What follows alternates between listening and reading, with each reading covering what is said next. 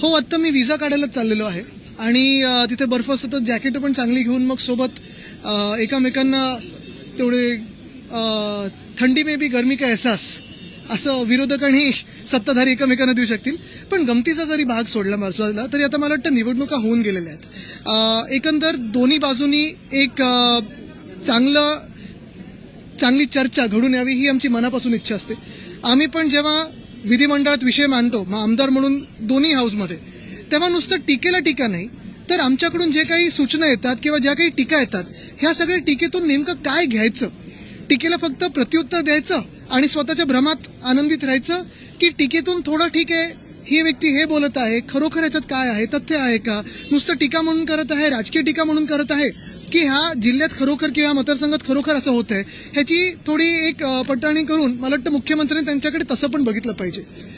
डॅव्हॉसचा जो विषय निघाला किंवा इतर जे विषय असतील, मग गुंतवणुकीचे विषय असतील, हे आर्टिफिशियल इंटेलिजन्स असेल किंवा एज्युकेशनचा विषय असेल, ह्या सगळ्या विषयांमध्ये मला वाटतं एक महत्वाची गोष्ट ही आहे की राजकारण थोडं बाजूला ठेवून खरोखर महाराष्ट्राला आपण त्या पातळीवर पुढे कसं नेऊ शकतो, ज्याला जागतिक पातळीवर आपण बायपार्टिसन बोलतो. म्हणजे दोन्ही बाजूचे जे विधिमंडळातील लोक आहेत त्यांना खरोखर एकत्र घेऊन चांगलं काय ह्याच्यात करता येईल का, ह्याच्यावर विचार होणं गरजेचं आहे. जगभरात असंच होतं.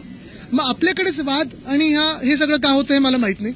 दुसरी गोष्ट म्हणजे जे डॅव्होसबद्दल आमचं मत आहे ते प्रामाणिकपणे हेच आहे की होय, इकडचे काही गुंतवणूकदार तुमच्यावर तिथे करार करायला उत्सुक असतील ही, पण याचा हा अर्थ नाही की सगळेच इकडचे गुंतवणूकदार तिथे विमानात भरून न्यावे आणि तिकडे सगळे करार करावे. दुसरं म्हणजे मी मध्ये एक मला वाटतं लिंक्डइन की कुठेतरी लिहिलं होतं की आता हे जे थोडं डॅव्होसकडे आपण नुसतं गुंतवणूक म्हणून बघतो ते थांबून आपले मुख्यमंत्र्यांनी, म्हणजे कोणी असतील, कुठच्याही पक्षाचे असतील, तिकडचे जे डॅव्होसचे बाकीचे नेते असतात, मग वेगळ्या वेगळ्या देशातले असतात, वेगळ्या वेगळ्या राज्यातले असतात, बिझनेस वर्ल्डमधले नेते असतात, त्या सगळ्या नेते मंडळीला भेटणं तिथे गरजेचं असतं, त्यांच्याशी चर्चा करणं गरजेचं असते, ज्याला आपण ऑफिशियल भाषेत बायलॅटरल मीटिंग्स बोलतो. ह्या देखील होणं गरजेचं आहे. डॅव्होस काही नुसतं करारसाठी नसतं. बायलॅटरल मीटिंग्स असतील किंवा तिकडच्या फोरम्समध्ये भेटणं बोलणं असेल, अनेक लोक तिथे भेटतात, त्याच्यातून त्या भेटीगाठी होऊ शकतात. हिंदी आणि इंग्रजीच्या मुद्द्यावर पण त्यांनी भाष्य केलं आणि खरं तर ठाकरेंना सुद्धा त्यांनी टोला लगावला की माझ्यामुळे दोन्ही भाऊ एकत्र पण आले आणि इंग्रजीचा जो मुद्दा होता त्यावर सही उद्धव ठाकरेंनी केली होती मुख्यमंत्री. आता हेच मी तुम्हाला परत सांगतो, त्यावेळी पण सांगितलं होतं की एनईपीचं जे पूर्ण आलं होतं, आता न्यू एज्युकेशन पॉलिसी जो आम्ही प्रयत्न करत होतो तो प्रस्ताव म्हणजे तो पूर्ण रेकमेंडेशन आलं होतं आणि ते आपण कॅबिनेट समोर मंजूर करायला ठेवलं होतं. त्याचा GR कोणी काढला आणि मग हेच मी प्रश्न त्यांना अर्थात तिथे बसून विचारल्यामुळे काही ते रेकॉर्डवर गेलं नाही. मग हा GR तुम्ही तंतोतंत पालन केलं ना, तुम्ही बदलू शकत होता त्यावेळी. मग मराठी भाषा भवन असेल किंवा आपलं जे मराठी रंगभूमी आहे त्याचं दालन, जिथे बिर्ला क्रीडा केंद्र, तिथे हे का तुम्ही स्थगिती दिली. कितीतरी गोष्टी आम्ही केल्या होत्या, जसं आरे कारशेड आम्ही हलवत होतो किंवा कितीतरी गोष्टी होत्या. आले सगळ्याला स्थगिती दिली. एकच त्यांना GR दिसला भाषा सक्तीचा, आणि ती भाषेचं काय होतं त्याच्यात की मराठी ही सदैव असलाच पाहिजे आणि दुसरी भाषा जी आम्ही बोलतोय ती दुसरी भाषा पहिलीपासून आली पाहिजे. त्रिभाषा नाही, दुसरी भाषा, त्यांचं प्रत्येकाच्यात बघा उल्लेख.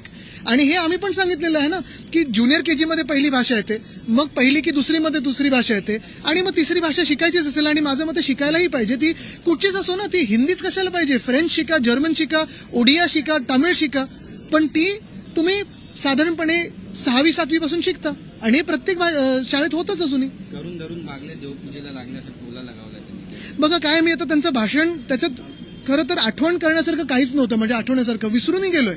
कारण मागच्या वेळीच भाषण परत आज यावेळी परत तेच पुढच्या वेळी मी हेच बोललो ना की आता तरी निवडणुका संपल्यात, त्या मोडमधून बाहेर पडा.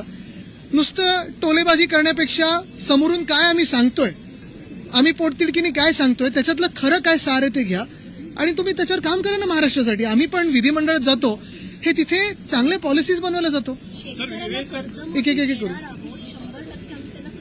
आणि बाकीचं काय पण त्याच्यात कंडिशन काय लावली आहे, योग्य वेळी म्हणजे निवडणुकीच्या आधी. मागच्या वेळी काय सांगितलं होतं, जून आत्ताच्या येण्याच्या आधी, आता योग्य वेळी सांगितलंय. सर, VSR कंपनीच्या विमानाने आम्ही प्रवास करणार नाही असं शिवसेनेचे आमदार आणि एकनाथ शिंदेनी निर्णय घेतलाय, कसं बघताय. आता ठीक आहे, पण एवढे प्रवास करून मग जाणार कसं गुवाहाटीला वगैरे. बघा काय तुम्हाला सांगतो, हे बरोबर आहे, VSR कंपनीवर खरोखर चौकशी जे रोहित वगैरे सगळेच मागतात, मला वाटतं ती लागायलाच पाहिजे.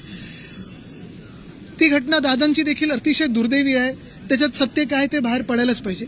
पण ते होत असताना दुसऱ्या बाजूला परवाचेच जर दिवस पाहिला तर अंदमानमध्ये एक हेलिकॉप्टर कोसळले, एअर अँब्युलन्स एक कोसळली आहे, त्याचा तर ब्लॅक बॉक्स पण नव्हता. मग स्पाइस जेटचं एक विमान आहे, ते टेक ऑफ घेतलं आणि ते परत इमर्जन्सीमध्ये लँडिंगला आलेलं आहे. ह्या अनेक ज्या घटना घडायला लागलेल्या आहेत. मग कुठे हे तर हवाई घटना झाल्या, कुठे बोट बुडत आहे, कुठे खड्ड्यात कोणी जाऊन मरण पावत आहे.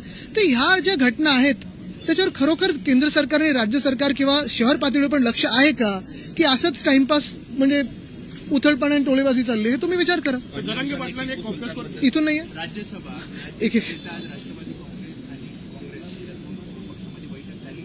काँग्रेस म्हणते की राष्ट्रीय पातळीवर राजकारणासाठी आणि देशपातळीवर राजकारणासाठी राज्यसभेची एक जागा खूप महत्वाची आहे, त्यामुळे आम्ही आग्रही आहोत. राष्ट्रवादी काँग्रेस असं म्हणते की शरद पवार जर इच्छुक असतील तर आमची ताकद देशपातळीवर दिसेल. आम्ही बघा, तुम्हाला सांगतो पुन्हा एकदा, कुठच्याही व्यक्तीच्या नावाबद्दल आम्ही चर्चा करतच नाहीये आणि पवार साहेबांबद्दल सगळ्यांमध्ये मनामध्ये खरोखर आदर आहेच. पण पक्षाची भूमिका, मी माझ्या पक्षाची भूमिका मांडतो, मी माझ्या पक्षाचं हित बघणार. आणि नुसतं हित नाही तर MVA मध्ये जो प्रिन्सिपल ठरला होता, आपल्याला आठवत असेल 2020 साली शिवसेनेला एक जागा अधिकची मिळणार होती, आमचा गटही झाला असता राज्यसभेत, पण राष्ट्रवादीकडून आम्हाला जी एक विनंती आली त्याचमुळे आम्ही फौजियाजींना ही दुसरी सीट दिली होती 2020 साली. 2022 साली आमचा जो दुसरा उमेदवार होता, आमचे जे संजय पवार जे होते ते पराभूत झाले आणि मग 24 साली काँग्रेसचे गेले. आता निवडणुका झाल्यानंतर न्यूमेरिकल स्ट्रेंथ जर बघितली तर नंबर 1 वर शिवसेना उद्धव बाळासाहेब ठाकरे पक्ष आहे, नंबर 2 वर काँग्रेस आहे, नंबर 3 वर राष्ट्रवादी आहे.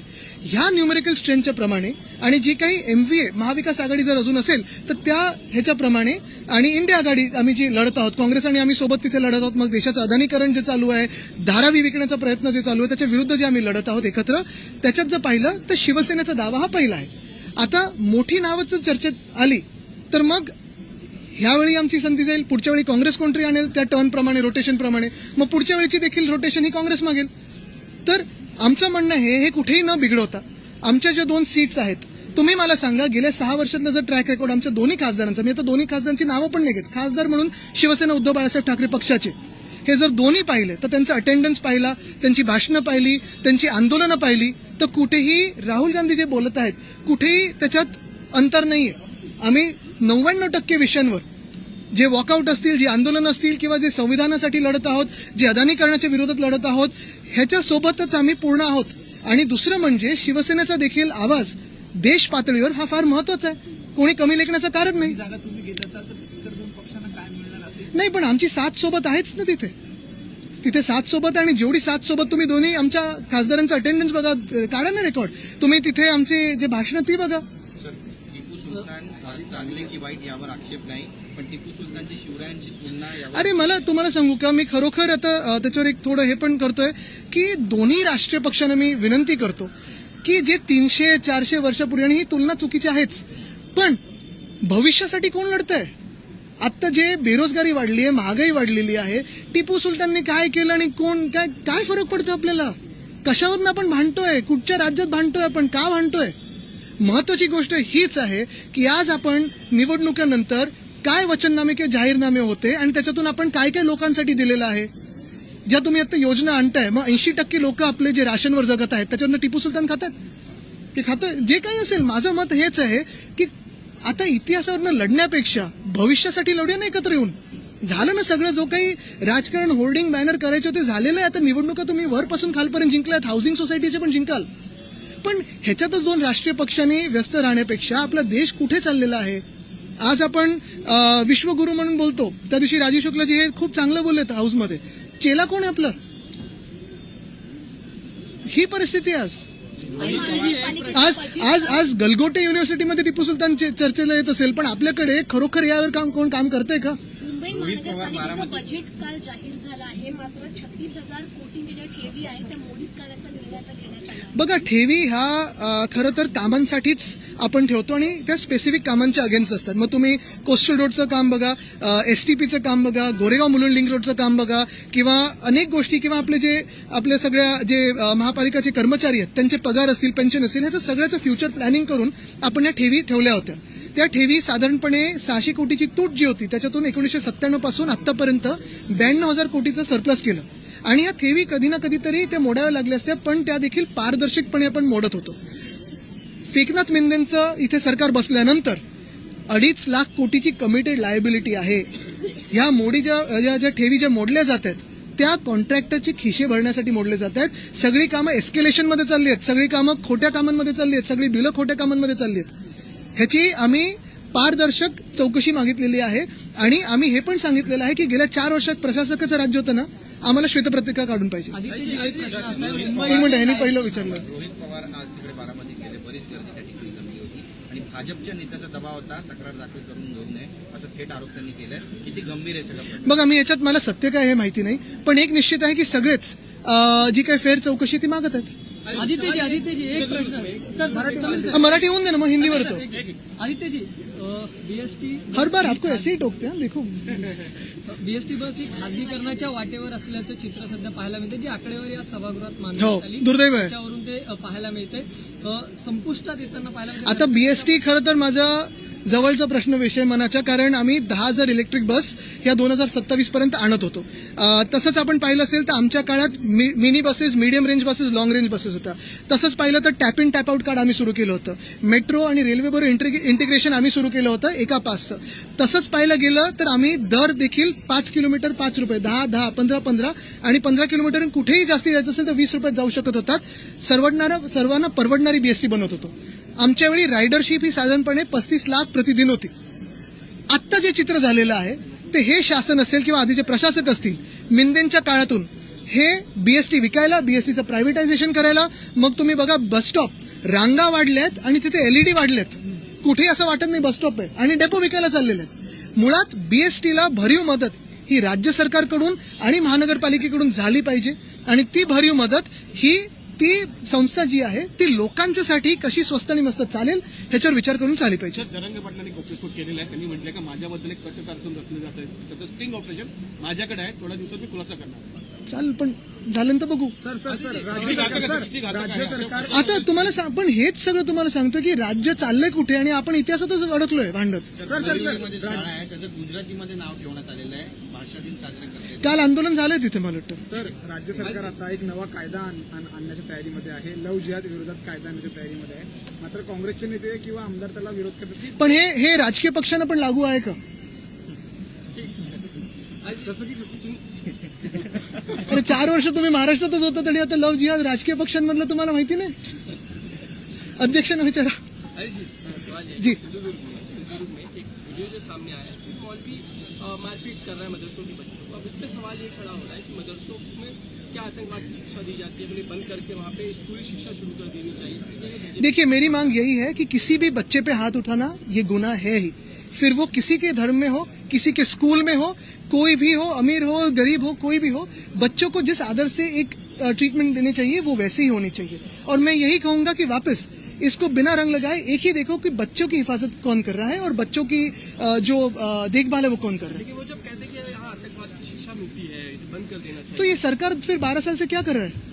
इतनी मजबूती की सरकार है, बांग्लादेशी घुस रहे हैं, आतंकवाद फैल रहा है, सब हो रहा है, तो 12 साल फिर केंद्र सरकार में भाजपा क्या कर रही है? यानी फेलियर है. 12 साल के बाद अगर हिंदू खतरे में है, हिंदुत्व खतरे में है, तो भाजपा क्यों चाहिए हमें? फिर नेतृत्व के बारे में भी सोच मुझे लगता है उन्हीं के बीच में चल रही है. मालेगांव को लेकर सवाल है. मालेगांव में खास जब एफआईआर अरे एजेंसी को मत दबाओ यार. जब दाखिल होती है, मालेगांव में जब जिन लोगों ने नमाज पढ़ी वहाँ पर उन पर भी एफआईआर दाखिल हो चुका है, उनके आगे कार्रवाई. क्या इस तरह की कार्रवाई उचित है कि एफआईआर दाखिल हो जाए, कोई नमाज पढ़े अगर? देखिए, मैं वापस यही कहलाता हूं कि इन्हीं बातों में हम व्यस्त रहे हैं.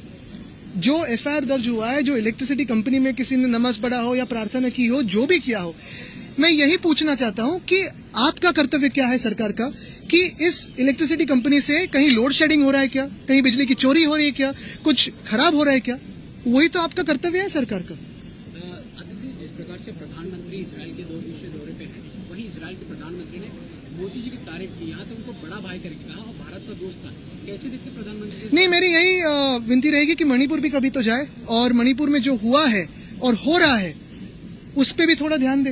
महाराष्ट्र के मुख्यमंत्री देवेंद्र फडणवीस ने सभा में जिस प्रकार से टीपू सुल्तान को लेकर बयान किया, उन्होंने कहा 70,000 हिंदुओं की कत्ल किए. देखिए, मैं पहली बात तो ये स्पष्ट करना चाहता हूं कि छत्रपति शिवाजी महाराज हमारे दैवत है, सबके दैवत है, और उनके साथ तुलना किसी की भी नहीं हो सकती.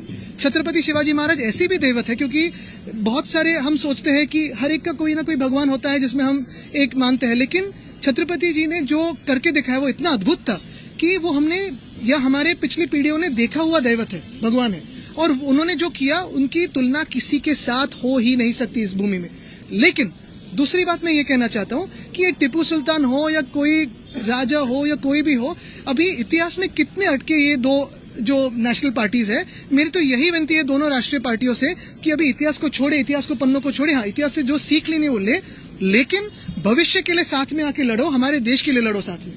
राहुल गांधी की तुलना बीजेपी ऑफिस खून दे मग परत येतो। दिल्ली में बीजेपी ऑफिस के कार्यालय के बाहर राहुल गांधी का पोस्टर लगाया गया और उनकी तुलना उमर खालिद से की गई। क्या कहीं ना ये साफ दर्शाता है कि ये बीजेपी जो है डर गई है राहुल गांधी से? और क्या है इसमें, और क्या है? अरे आप ही स्पष्ट कर दिए आदित्य जी, आप ही स्पष्ट कर, जिस प्रकार से उनकी तुलना उमर खालिद जी से की जा रही है। अरे जिसका डर होता है इसीलिए तो ऐसे सब चलता है ना। मुझे लगता है वापस एक बार मैं कहना चाहता हूं कि जो वो एआई समिट में हुआ, पहले दिन जो लोगों की आप देख रहे थे मेलो मेल चल रहे थे, पानी नहीं था, खाना नहीं था, यूपीआई चल रहा नहीं था, दूसरे दिन गलगोटिया का चला, दुनिया भर में बदनामी हुई है। राज्यसभा को लेकर विधान भवनामध्ये की महाराष्ट्राचा जीडीपी बेल्जियमपेक्षा जास्त आहे। प्रत्यक्षात बेल्जियमचा जर आपण जीडीपी पाहिला तर तो 48 लाख आहे आणि महाराष्ट्राचा जीडीपी 3 लाख आहे। राज्याचा मुख्यमंत्री जर अशा पद्धतीची माहिती बघा, मी तुम्हाला अजून एक सांगतो की जे ते म्हणालेले आहेत, चला 1 मिनिट आपण मानून चालूया की जास्ती असेल, कारण साधारणपणे महाराष्ट्राची जी आपली साईज आहे, इकॉनॉमी आहे, जेवढी लोक आहेत, 13.5 कोटी जनता आहे आणि जेवढी लोकसंख्या वाढत चाललेली आहे, मोस्ट नॅचरली आपली इकॉनॉमिक ग्रोथ होईल ही आपण समजतो। आतापर्यंत ज्या इंडस्ट्रीज आलेल्या होत्या, ज्या आता राहिलेल्या आहेत, ज्या जात नाहीयेत, ह्या सगळ्या पकडून पण मुख्य गोष्ट हीच आहे की एक चला आनंद आहे, चांगलं खरोखर पुढे जात असू तर, पण खरोखर जे आज मुख्यमंत्री महोदय बोलत होते, अर्ध तर मी विसरून पण गेलो कारण लक्षात ठेवण्यासारखं काही नव्हतं। ते जे बोलतायत एक आणि बाहेर जे आहे ते भ्रमसंभ्रम, ते खरं स्वतःसाठी बोलत होते, पण आम्ही त्यांना त्याच्यात राहू दिलं। शांतपैकी हाऊस चाललंय, त्यांना वाटते की चांगलं चाललंय, चालू दे। नाही, पण तुमच्यासारखा एक अभ्यासू नेता त्यावेळेला असं जीडीपीच्या प्रश्नावर जर शांत बसणार का की उद्या मी त्यांना या संदर्भात पुन्हा प्रतिप्रश्न करणार आहात? अरे पण जे आता हायवेच त्यांनी मेजरमेंट बदललं आहे, त्या पक्षाला आपण काय सांगायचं? ज्यांना वाटतं आपण विश्वगुरु झालोय, बिना कुठचा चेला, काय सांगायचं? राज्यसभा को लेकर अपनी स्थिति आप स्पष्ट कर सकते हैं क्या इंडिया में? क्योंकि अगर आगे कांग्रेस आगे कह के जा रही है कि हमारा दावा है, राष्ट्रवादी पहले से कह रही है, और आपकी देखिए, कांग्रेस और हम इंडिया अलायंस में जो बात करते आए हैं अभी तक यही है बात कि जो एमवीए बना उसमें एक ही प्रिंसिपल था कि रोटेशन पे ये सब राज्यसभा हो, विधान परिषद हो, ये सारी चीजें डिस्कस होती जाएगी और न्यूमेरिकल स्ट्रेंथ पे होगी।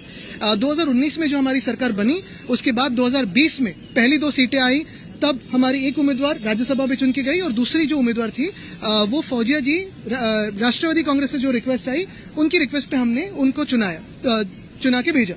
अभी जो दूसरा आया, जो पहली हमारी सीट आने वाली थी 2020 में, वो हमें 2022 में ली, लेकिन हमारे जो उम्मीदवार थे वो हार गए।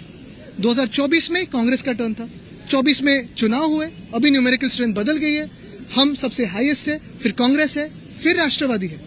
और इसी हालात में अगर आप एमवीए के प्रिंसिपल से जाओ तो हमारी जो 2 सीटें हैं उस पे हम कायम हैं, हमारा दावा कायम है और हम वैसे ही आगे जाने वाले हैं, क्योंकि यही बात है कि कांग्रेस हो या इंडिया अलायंस हो, जो भी अभी इंडिया अलायंस में है, उनके सारे आंदोलन में शिवसेना सबसे आगे रही है। फिर वो देश का अदानीकरण हो, धारावी को बेचने का प्रयास हो, या महाराष्ट्र और मुंबई पे होने वाला अन्याय हो, उसके खिलाफ हम आवाज उठाते आए हैं। इंडिया के हर एक आंदोलन में आगे रहे, फिर वो भले वॉकआउट हो, स्टेयर्स पे हो, और यही बात हम दावे के साथ कह सकते हैं कि ये दोनों सीट हमारी है और इसको हम आगे लेके जाएंगे।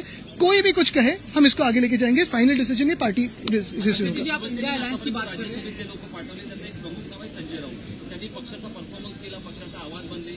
प्रियंका चतुर्वेदीच्या कामगिरीबद्दल पक्षाचे नेते म्हणून तुम्हाला काय वाटतं? बघा, मी तुम्हाला सांगतो, ह्याच्यात कुठच्याही व्यक्तीबद्दल मी बोलत नाहीये, कारण व्यक्तीचं जर झालं तर तुम्ही दोन्ही खासदारांचं बघा, अटेंडन्स पासून, भाषणापासून, कामगिरीपर्यंत, आणि इंडिया आघाडीतल्या सगळ्या आंदोलनांमध्ये पुढे होते।